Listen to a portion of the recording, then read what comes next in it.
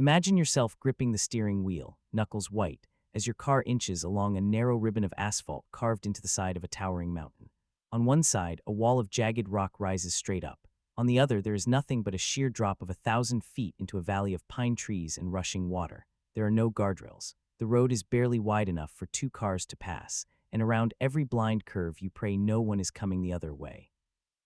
The air is thin, the temperature cold even in summer, and the only sound is the hum of your engine and the crunch of gravel under your tires.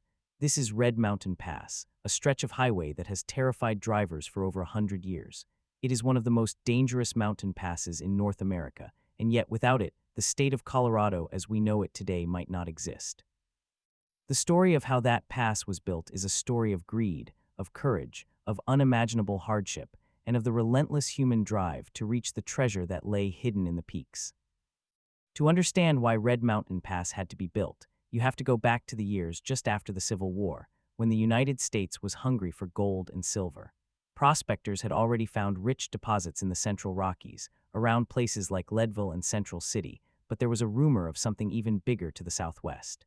Deep in the San Juan Mountains, there were veins of silver so pure they would make a man rich beyond his wildest dreams. The only problem was getting to them. The San Juan Range is a brutal wilderness of 13,000-foot peaks, steep valleys, and winter snows that can fall in June and last until October. The few people who lived there were the Ute Indians, who had called the mountains home for centuries and who valued the land not for its mineral wealth but for its hunting and its sacred springs.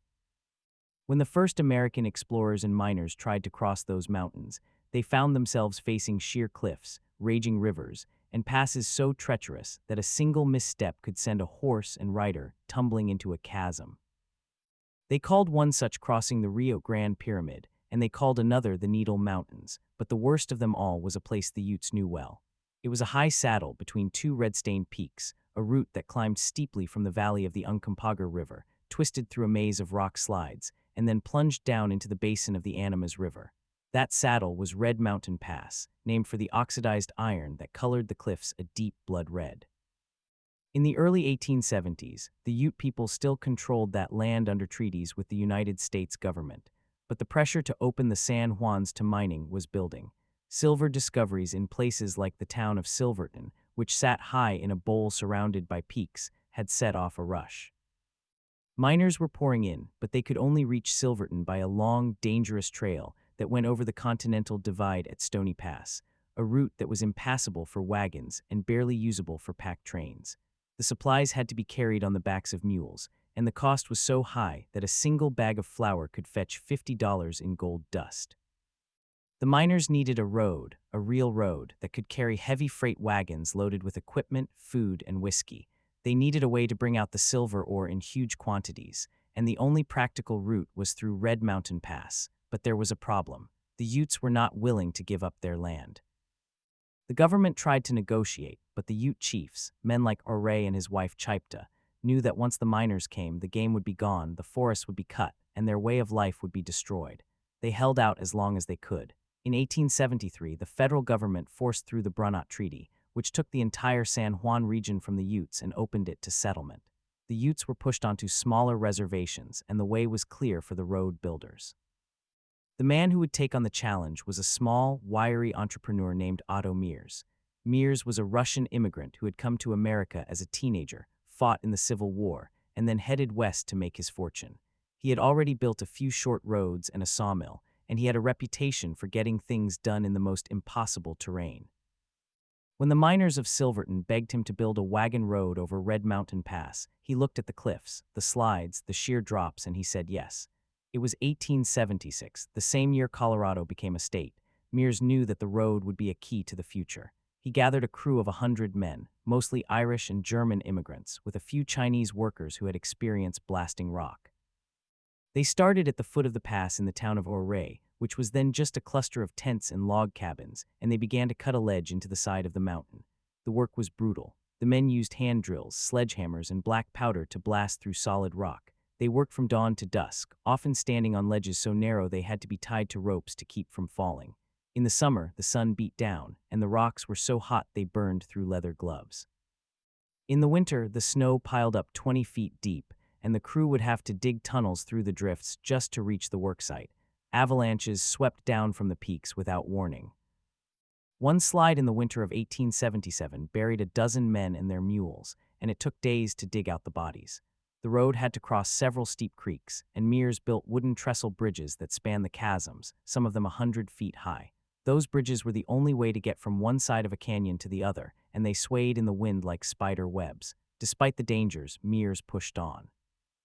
He had a contract with the county to build a road 20 feet wide with a grade no steeper than 7%, which meant it could be used by heavy wagons.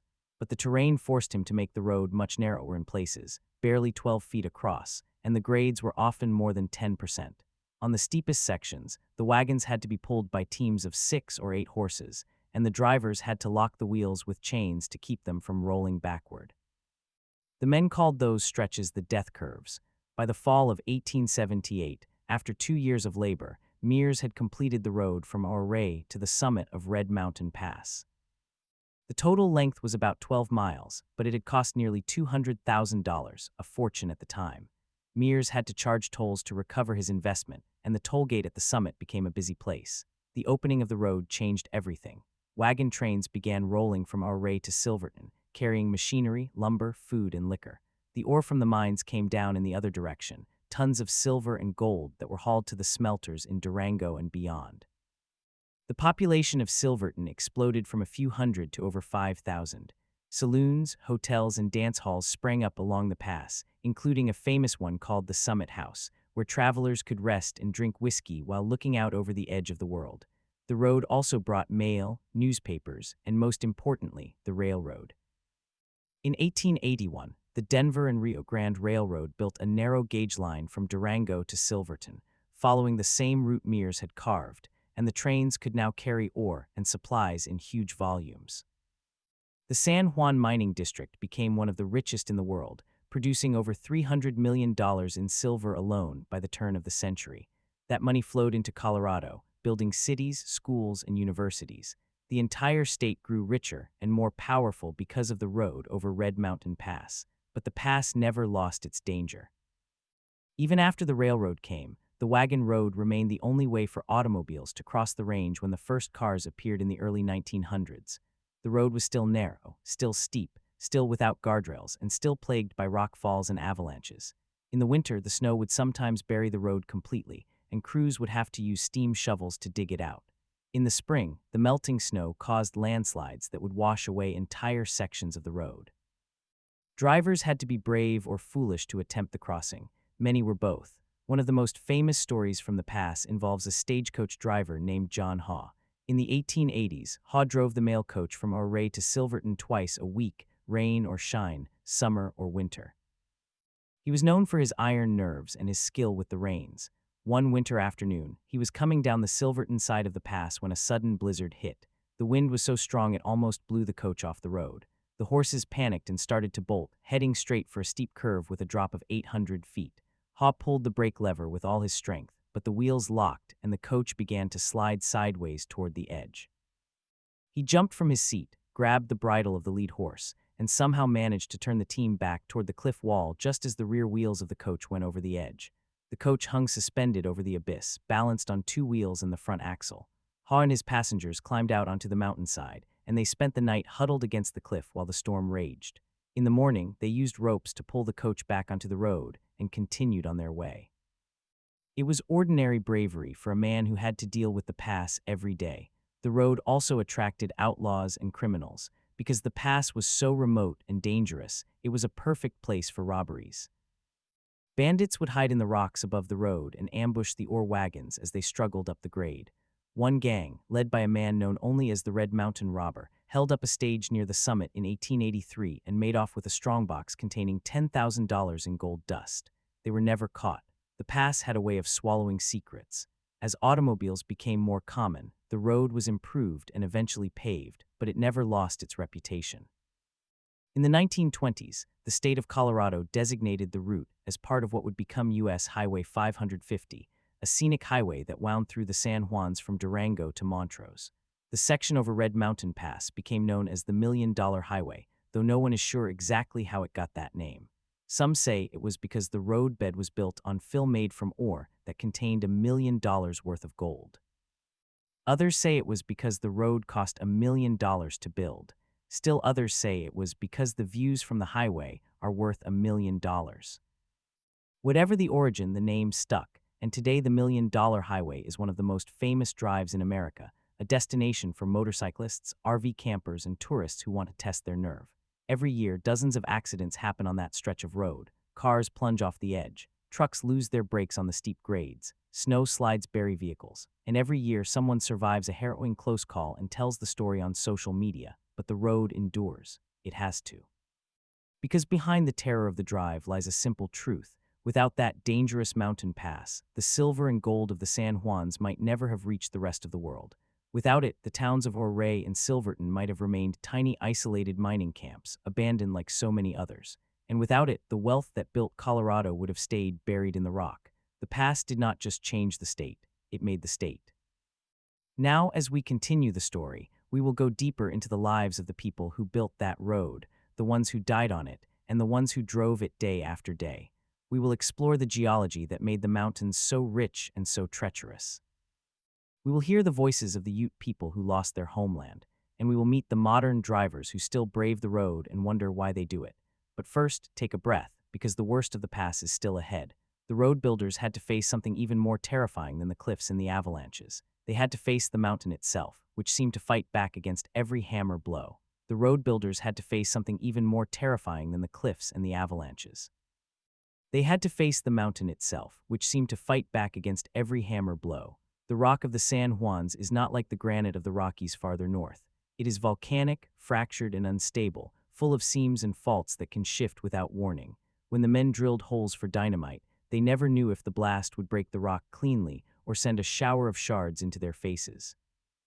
Sometimes the mountain would groan for hours after a blast, as if it were settling into a new shape, and then a slab the size of a house would peel away and tumble into the canyon below. The men called those events mountain size, and they learned to listen for them. A rider on horseback would be assigned to scout ahead, watching the slopes for loose rock, and if he saw anything suspicious, he would blow a whistle and everyone would scatter. Even so, men were killed by falling stones that came without warning. Their bodies were often unrecoverable, lost in the chasms or buried under tons of debris. Otto Mears himself nearly died more than once. On a cold morning in the spring of 1878, he was inspecting a section of the road near the summit when a boulder the size of a wagon broke loose from the cliff above him. He heard the scrape and looked up just in time to throw himself flat against the mountainside. The boulder sailed over his head, missing him by inches, and crashed into the canyon below. Mears stood up, brushed off his coat, and said to his foreman that one was for free. He then ordered the crew to blast the entire cliff face above the road, removing every loose stone they could find. But there was no way to remove them all. The mountain was a living thing, shedding its skin in slow motion, and every crossing was a negotiation with gravity. The workers who built the road were a mixed lot of miners, immigrants, and outcasts. Some were Irish and Italian laborers who had come west for the railroad boom. Others were Chinese workers who had been brought in to build the narrow gauge tracks and then stayed on for the roadwork.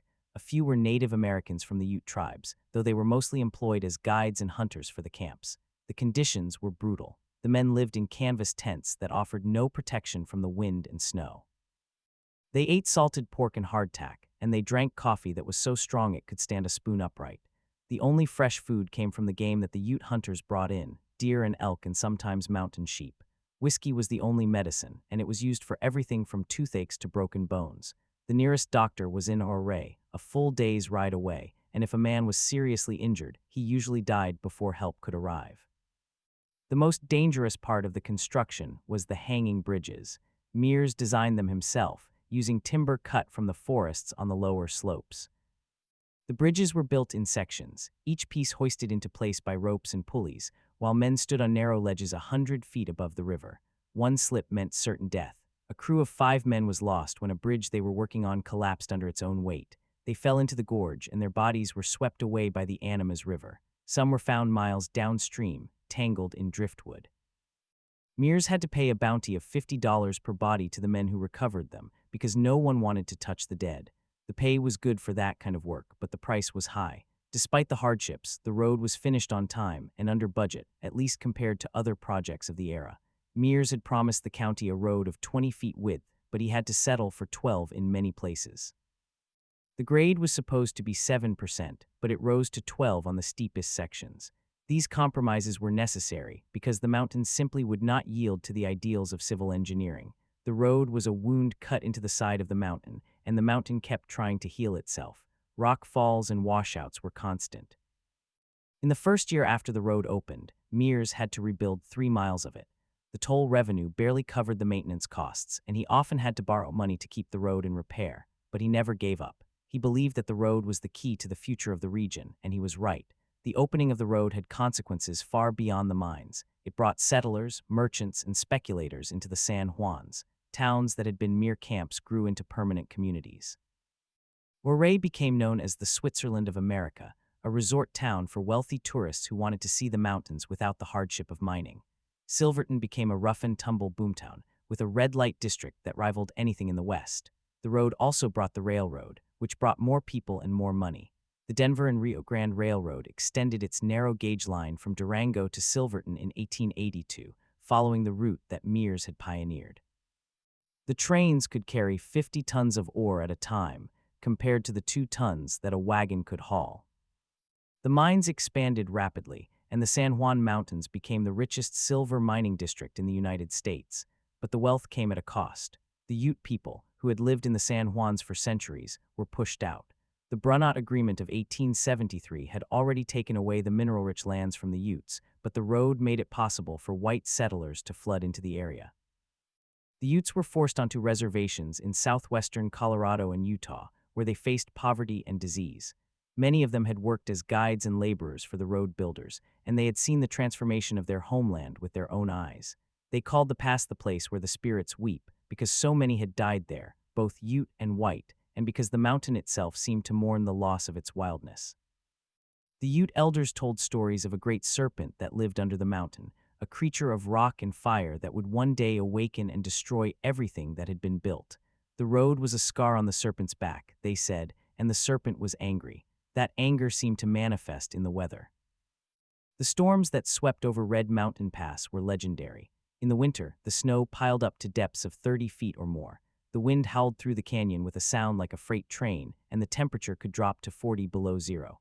The road crews used steam shovels to clear the snow, but they could only keep a single lane open. Drivers who met head-on had to back up for miles to find a place to pass. In the spring, the runoff turned the road into a river of mud.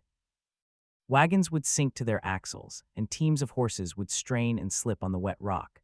The mud was so deep in places that it could swallow a man up to his waist. The road builders had installed drainage ditches and culverts, but the mountain produced more water than any system could handle. Every year, the road was damaged, and every year it was repaired.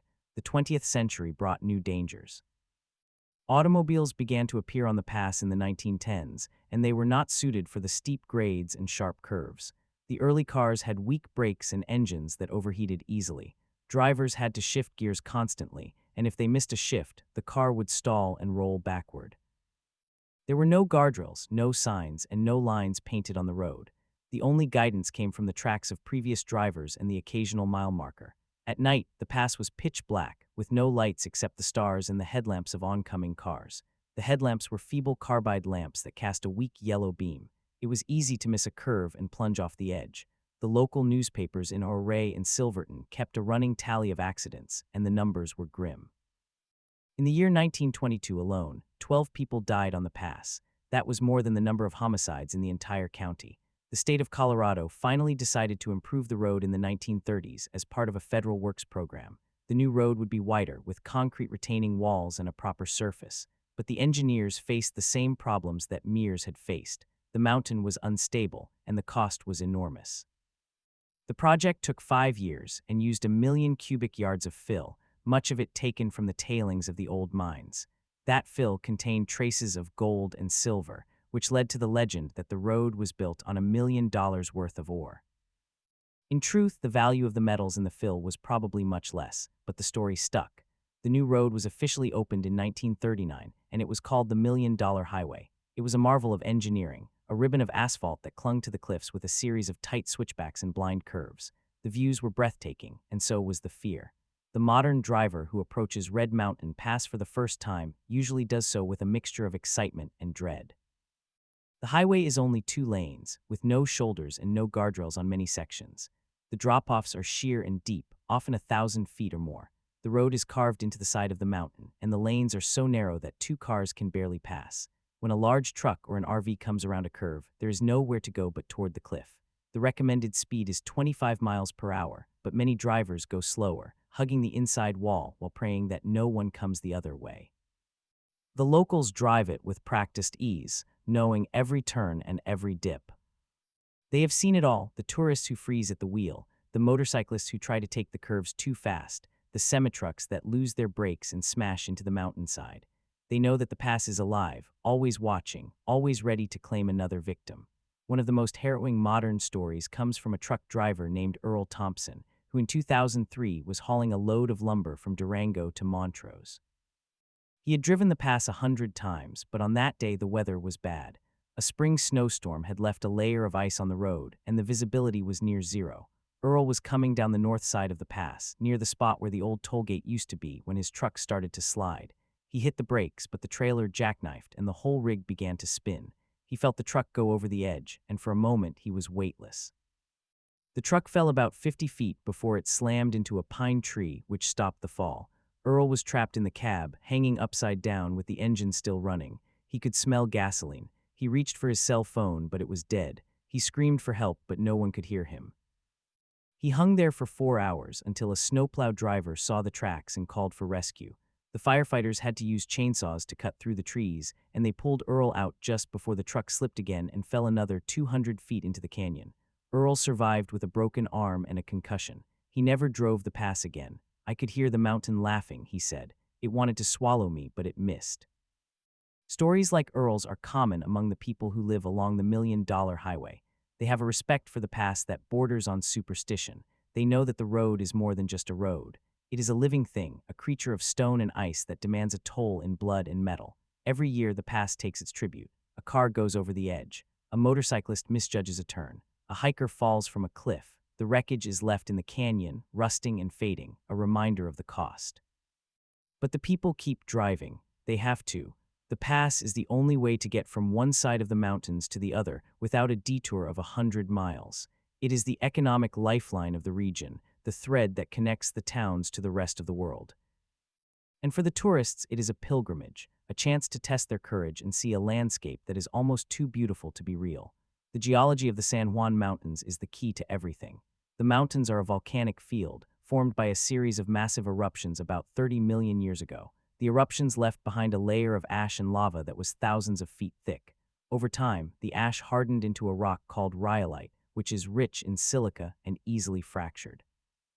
The lava cooled into a dark rock called andesite, which is harder but still full of cracks.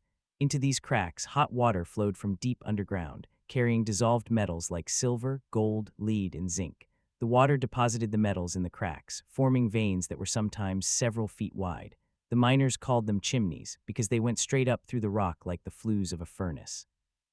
The richest veins were on the slopes of Red Mountain, where the rock was so full of ore that the mountain itself was stained red with iron oxide. That is how the pass got its name. But the same geology that made the mountains rich also made them dangerous. The volcanic rock is prone to landslides and rock falls. The steep slopes are unstable, and the freeze-thaw cycle of the high altitude causes the rock to crack and break apart. Every winter, the ice wedges itself into the cracks, widening them until the rock breaks loose. In the spring, the thaw releases thousands of tons of rubble, which slides down the mountainside and covers the road. The Colorado Department of Transportation has a full-time crew dedicated to clearing the $1 million highway.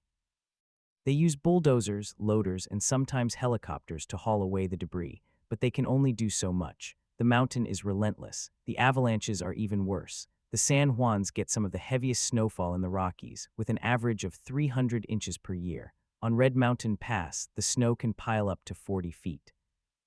The slopes above the road are steep and loaded with snow, and when the conditions are right, the snow releases in a thunderous slide that can reach speeds of 100 miles per hour. The road has been closed by avalanches so many times that the state has built snow sheds over some sections, massive concrete tunnels that allow the snow to slide over the road instead of onto it. But the sheds are not enough. In the winter of 1999, an avalanche buried a stretch of the road under 30 feet of snow, trapping a school bus full of children. The rescue took 12 hours, and everyone survived, but the memory of that day haunts the community. Children were crying, said the bus driver. I told them to be brave, but I was scared too. The pass has also been the scene of more personal tragedies. In 2010, a young couple from Texas was driving the $1 million highway on their honeymoon. They stopped at a scenic overlook to take photos. The wife stepped too close to the edge and the loose gravel gave way. She fell 200 feet before hitting a ledge. Her husband climbed down to reach her, but he slipped and fell another 100 feet. Both died. Their bodies were recovered by a search and rescue team that had to rappel down the cliff. The team members said that the couple had been holding hands when they died. The story spread through the community, and a memorial was placed at the overlook. The pass does not discriminate. It takes the careless and the careful alike. But for all its danger, the pass has a beauty that is almost unbearable. On a clear summer day, the sky is a deep blue that seems to go on forever. The mountains are covered in wildflowers, lupin and columbine and Indian paintbrush. The air is thin and clean, and the silence is broken only by the sound of a distant waterfall. The views from the summit are the kind that make you forget to breathe. You can see for 100 miles, ridge after ridge of peaks that rise like the teeth of a saw. The Animas River glitters in the valley below, a thin silver thread. The old mining towns are scattered along the road, their wooden buildings weathered and gray, like ghosts of a forgotten age. It is easy to understand why people risk everything to drive this road. It is not just about the destination. It is about the experience of being alive, of feeling the edge of the world beneath your wheels, of knowing that you are one wrong move away from eternity. The locals have learned to read the past the way a sailor reads the sea.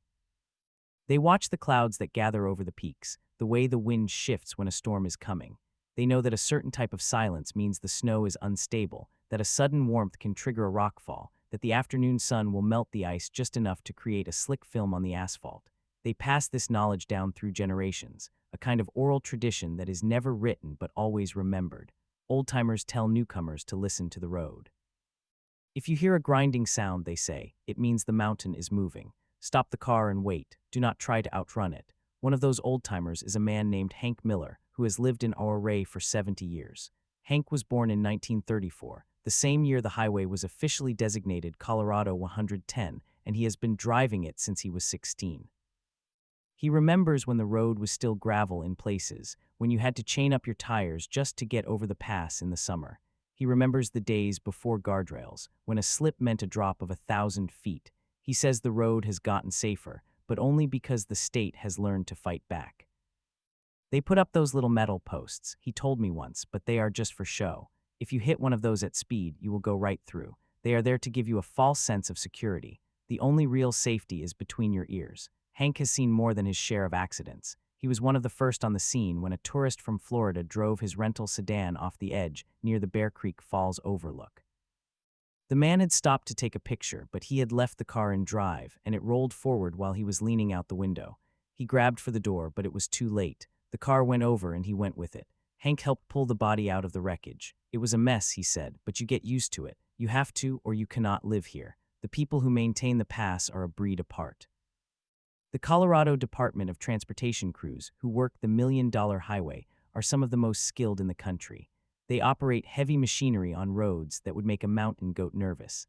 They clear avalanches with explosives, firing howitzers into the slopes to trigger controlled slides before the snow builds up too much. They work in blizzards and sub-zero temperatures, sleeping in their trucks when the road is closed, eating cold sandwiches and drinking coffee that has turned to sludge. They do it because they love the mountains and because they know that the towns depend on them.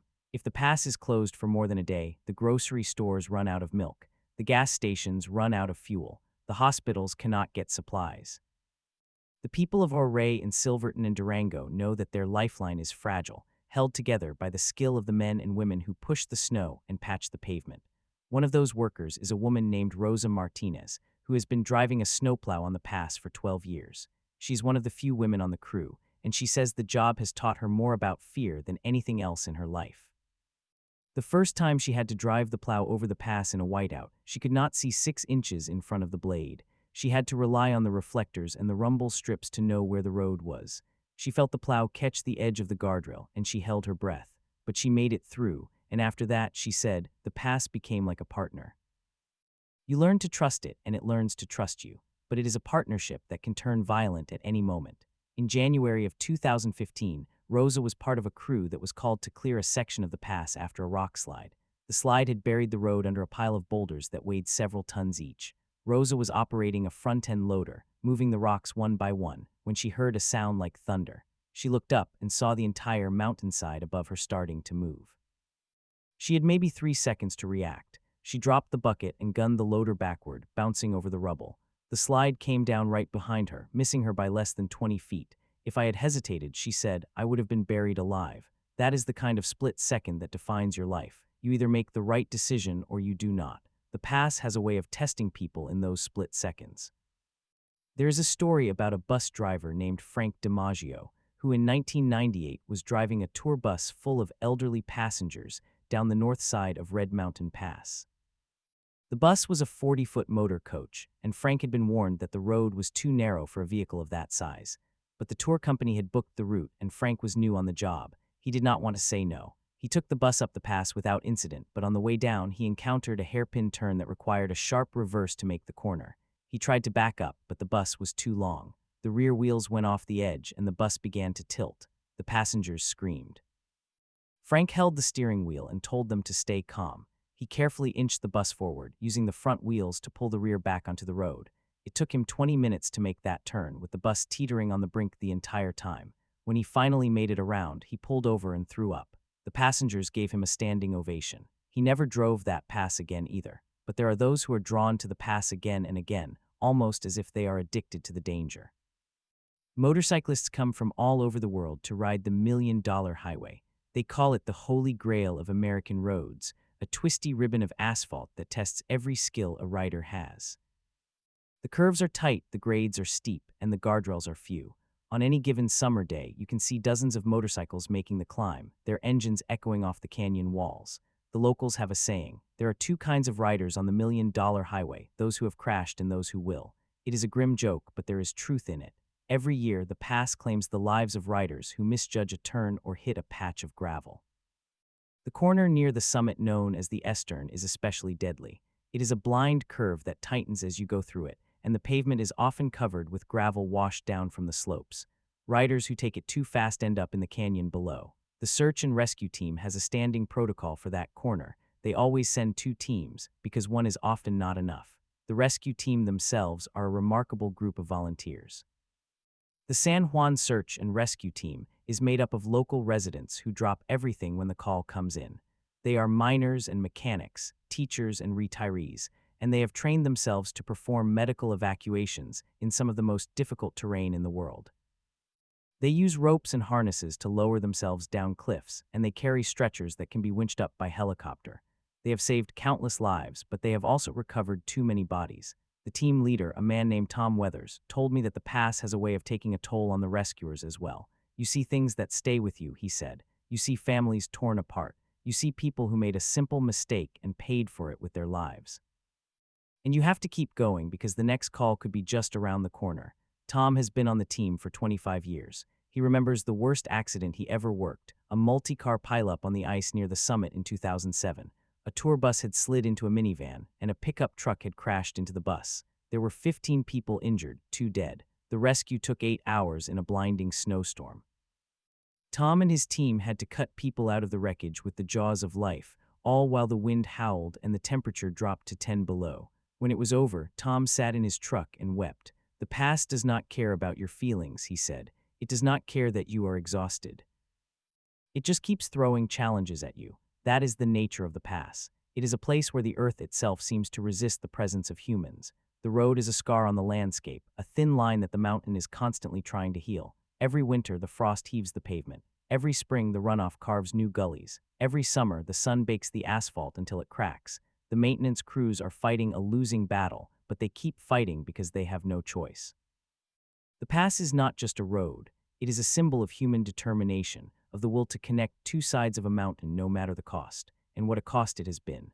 The number of deaths on the $1,000,000 highway is not precisely known because records were not kept in the early days, but estimates suggest that more than 1,000 people have died on the pass since it opened. That is 1,000 tragedies, 1,000 families shattered, 1,000 lives ended on the rocks below. Some of the deaths are famous, like the story of the school bus in 1999, but most are forgotten. They are just statistics or the subject of a brief news article that no one reads. But to the people who live along the pass, each death is a wound that never fully heals. They remember the names, they remember the faces, they remember the cars that went over the edge and the helicopters that flew in to search. There is a cemetery in Auray where many of the victims are buried. It is a small, quiet place on a hillside overlooking the town. The headstones are simple, many of them marked only with a name and a date. Some of the graves belong to miners who died in avalanches or rockfalls in the 1800s. Others belong to tourists who died on the highway in the 1960s and 70s. There is a row of graves for 5 members of a single family who died in a crash in 1982. The father lost control on a curve, and the car went through the guardrail and fell 300 feet.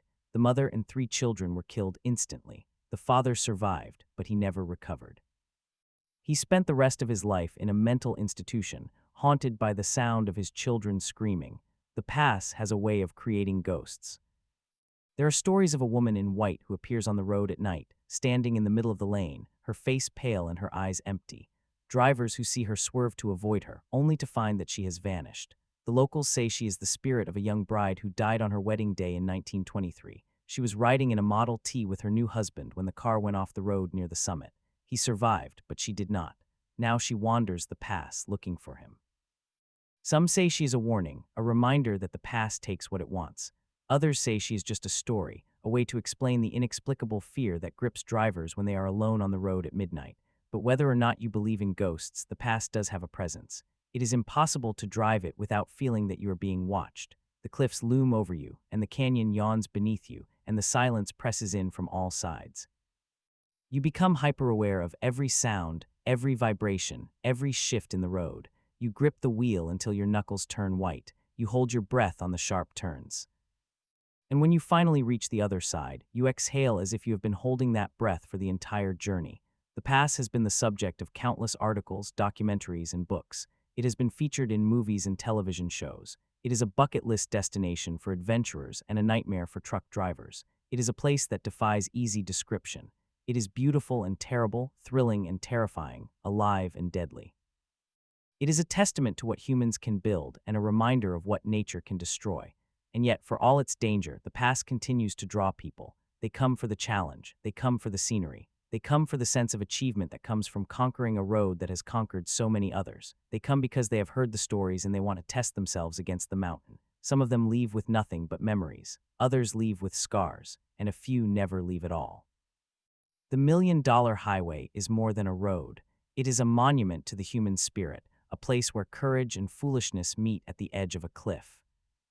It is a living history of Colorado, etched into the rock by the sweat and blood of those who came before, and it will continue to claim its toll for as long as the mountains stand. The only question is who will be next. But the past does not only take, it also gives. It gives the people who live along it a sense of belonging, a shared identity forged in the face of danger. They are a community that understands what it means to live on the edge, literally and figuratively. They help each other when the road is closed, when the power goes out, when a neighbor loses a car to the canyon. They know that the past binds them together in a way that few other things can. It is their lifeline, their curse, and their blessing. And so they keep driving day after day, year after year. They keep clearing the rocks and the snow. They keep rescuing the stranded and burying the dead. They keep telling the stories and passing them down, because that is what you do when you live in a place like this.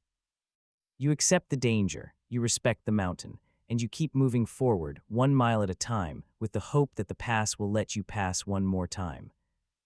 I think about those words every time I drive the pass myself.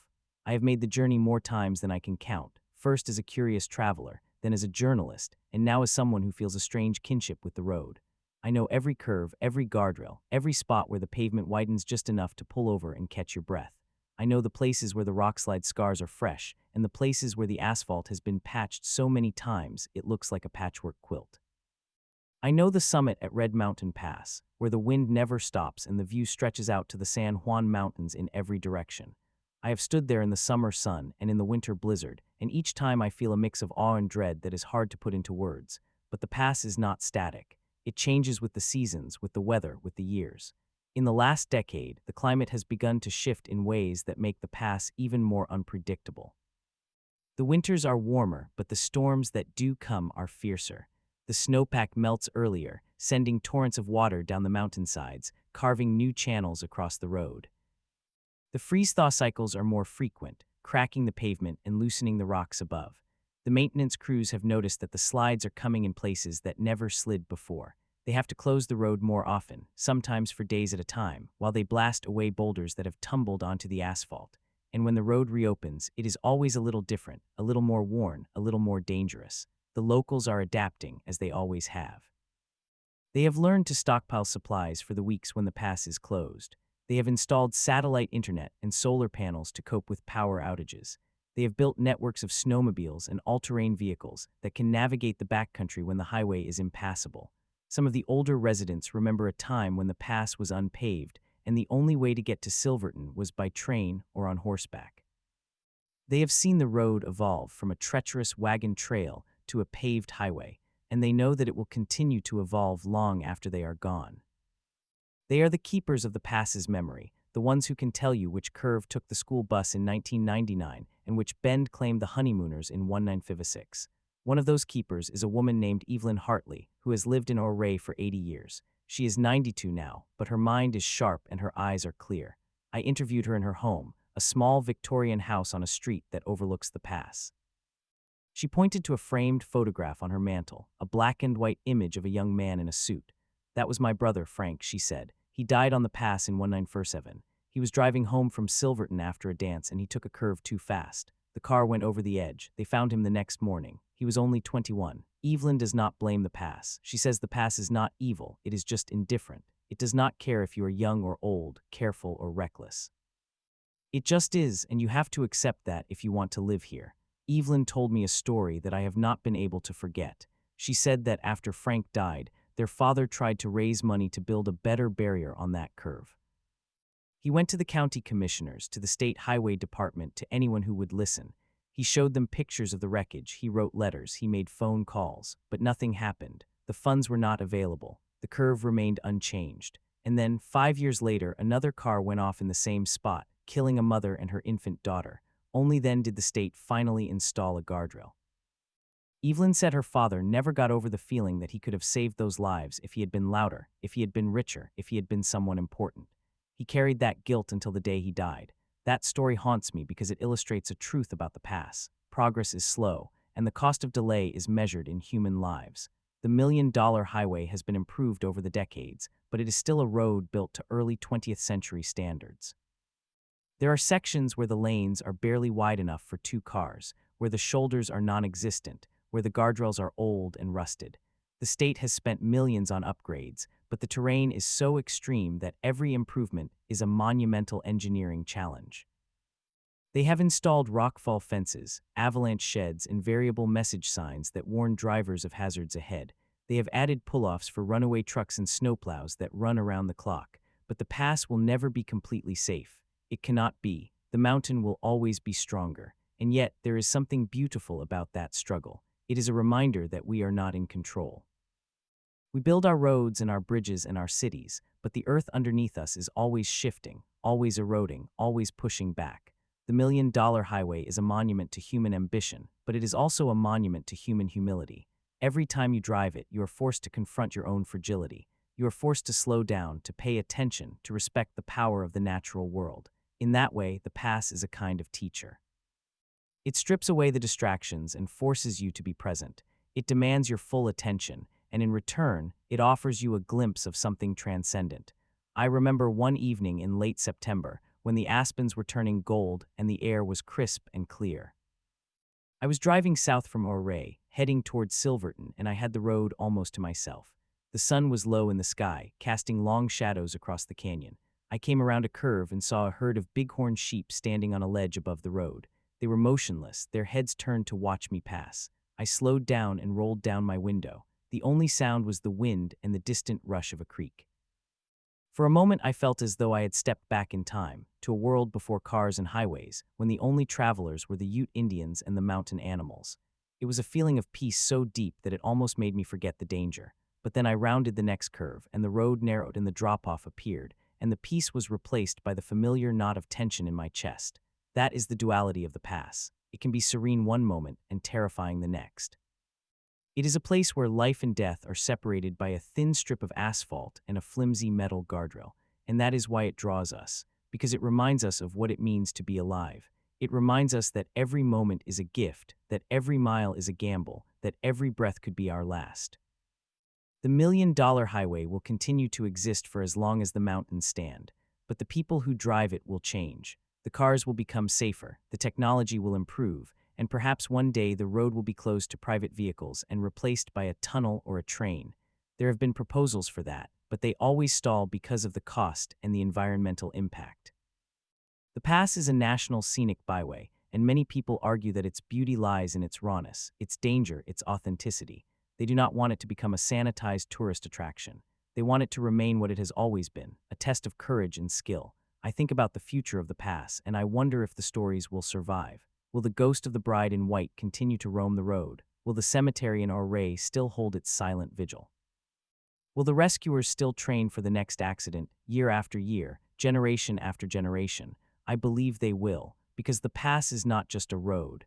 It is a memory, a legend, a living thing that exists in the hearts of everyone who has ever crossed it. And as long as there are people who love the mountains and fear the cliffs, the $1 million highway will never be forgotten. So the next time you find yourself on that stretch of road, gripping the wheel and holding your breath, remember that you are part of a story that began more than a century ago.